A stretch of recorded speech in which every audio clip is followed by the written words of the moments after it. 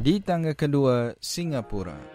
Singapura mencatatkan jumlah KDNK sebanyak 530.71 bilion US dollar kerana negara ini memberi penekanan utama dalam sektor teknologi, kewangan dan perkhidmatan.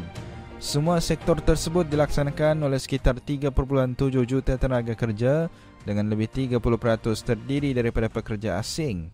Singapura kekal sebagai destinasi FDI utama di ASEAN dengan pelaburan masuk melebihi 100 bilion US dollar pada tahun 2025. Pelaburan tertumpu dalam sektor fintech, kecerdasan buatan AI dan bioteknologi dengan syarikat gergasi seperti Google dan Tesla memperluaskan operasi mereka di sini. Kerajaan juga terus menyokong pertumbuhan ekonomi melalui inisiatif Digital Economy Partnership Agreement, DEPA dan pelaburan dalam teknologi hijau. Dasar perkurangan cukai korporat bagi syarikat yang melabur dalam sektor inovasi dan penyelidikan. Singapura juga merupakan negara dengan pendapatan rakyat paling tinggi di Asia Tenggara. Tonton video kami sebelumnya tentang negara terkaya di ASEAN berdasarkan KDNK per kapita.